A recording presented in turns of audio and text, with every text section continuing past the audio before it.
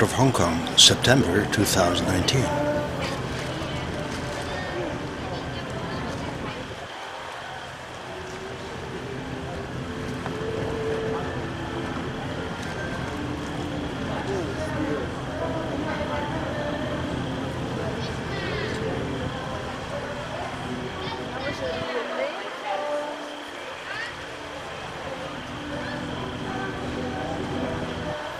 My wife and I are in Hong Kong to see the port, talk to people and visit museums. It is one of the many cities we visit for our book about world ports.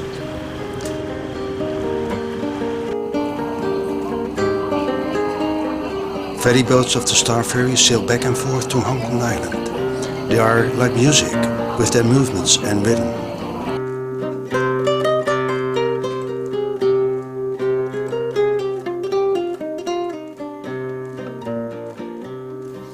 Hong Kong Island is at the other side. That is where the financial center of Hong Kong is. Hong Kong's free trade, shipping services, international financial center and Western legal system have been important for Hong Kong and for the rapid economic development of mainland China. Hong Kong is a gateway to China and the world.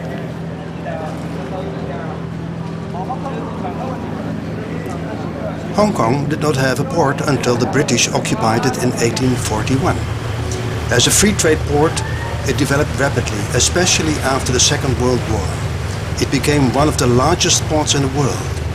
Until 2005, it was the biggest container port. Now it is the 7th container port and is surpassed by Shanghai, Singapore and other international ports, including neighboring Shenzhen in mainland China. Hong Kong has a special relationship with mainland China. It belonged to China. It became a British colony in 1841 for 150 years. It rejoined China in 1997, but maintained a special status. It was agreed between Great Britain and China that for 50 years Hong Kong would maintain its freedom of expression, free trade and independent judicial system. But China's central government wanted to increase its control over Hong Kong, and many Hong Kong citizens protested in the past 20 years against that political influence. Strong protests surged again in May 2019 and still continue.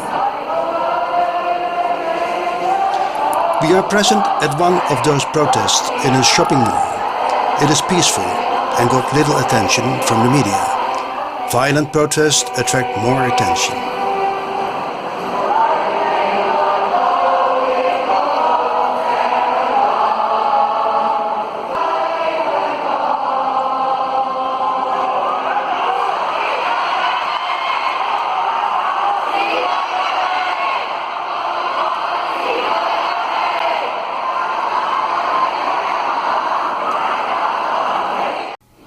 We are again on the Star Ferry. What a pleasure!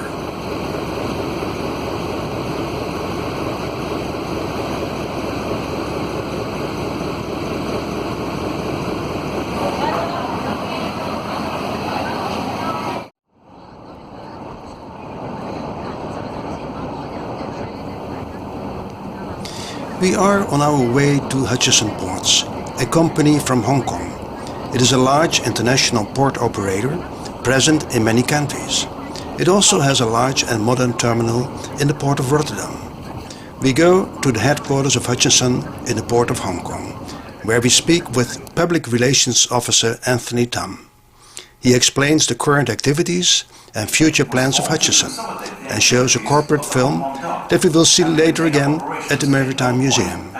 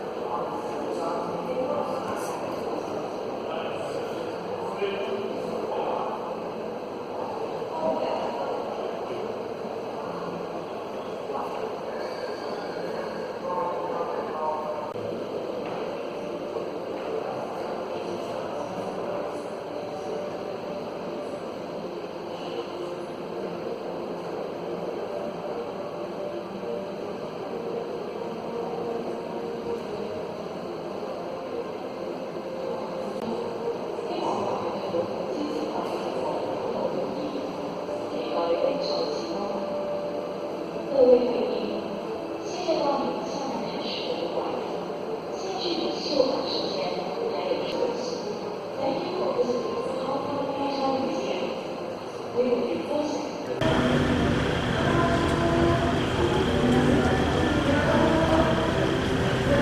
many passengers does the Star Ferry transport every day? 70,000. 70,000. That is 26 million per year.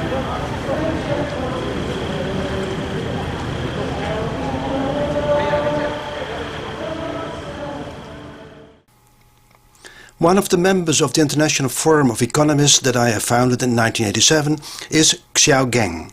He was the Director of Research at Fung Global Institute in Hong Kong and is now Professor and Director of the Research Institute of Maritime Silk Road at Peking University in Shenzhen. He is also President of the Hong Kong Institution for International Finance and has invited colleagues to join our conversation in a restaurant in Hong Kong. Xiao Geng sees as a solution to the conflict between the citizens of Hong Kong and the central government of China, represented by the Hong Kong government, that the free trade areas of Hong Kong and Macau are integrated with other cities in the basin of Pearl River, like Shenzhen. That will create more space for Hong Kong, lower housing prices, expand the free trade, an investment zone, and bring benefits to mainland China, he says.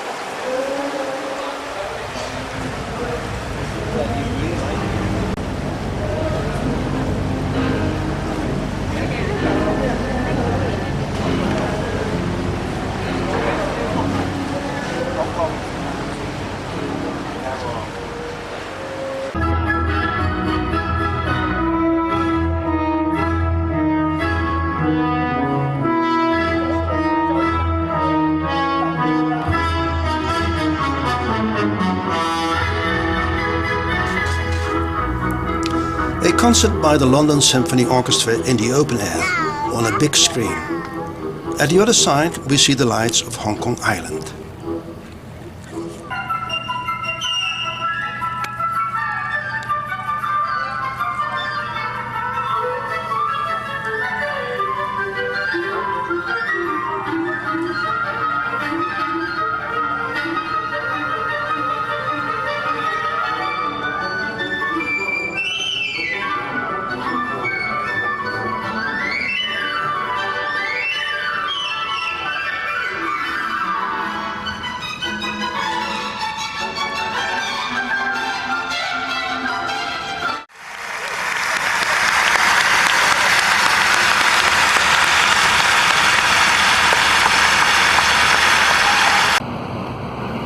The next day we visit the Maritime Museum on Hong Kong Island. The museum shows the history of seafaring and maritime trade of China that began 200 years before Christ.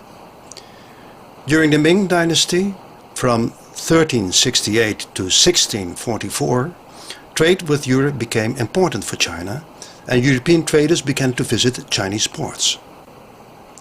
During the Qing Dynasty, from 1644 to 1912, European traders became more and more dominant in Asia and occupied Asian territories such as Macau, Indonesia, Malacca, the Philippines, Cambodia, Vietnam, India, Singapore and Hong Kong.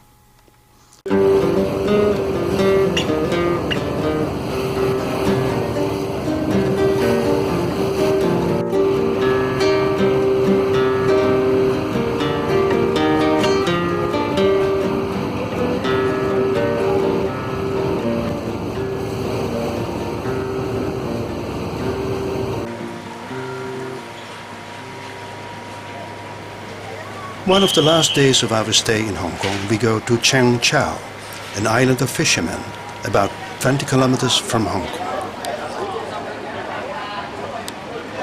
We arrive by ferry boat and stroll around.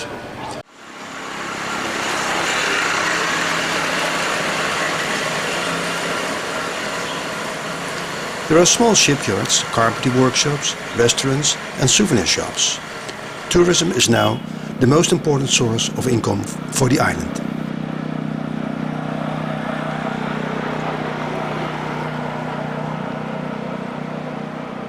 There are more than 230 islands around Hong Kong, and Chiang Chau is one of the larger ones. It has been a fishing village for a long time.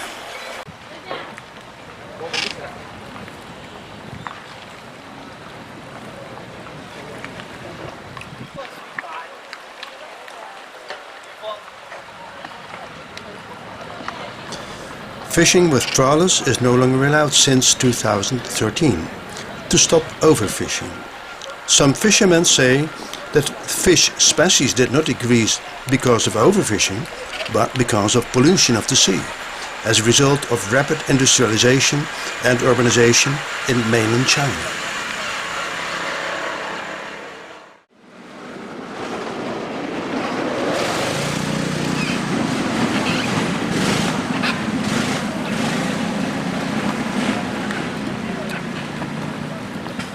The port is full of fishing boats, small ones and big ones.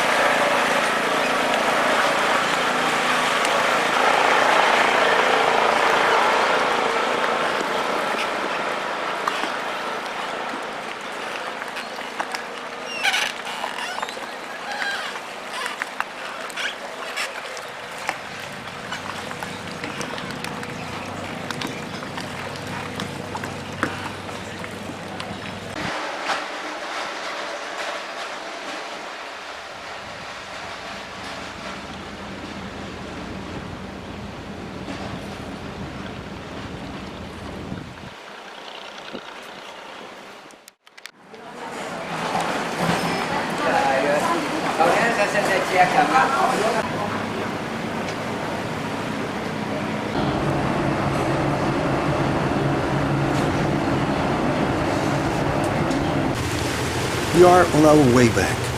We wonder what the future of Hong Kong and its port will be. Will the port sink further down the list of largest container ports? We also wonder what the future of other international ports will be, such as Shanghai, Singapore, Rotterdam, Los Angeles. Do ports have to get bigger and bigger? Is the growth of world trade compatible with the fight against climate change? Should we not produce less? Consume less?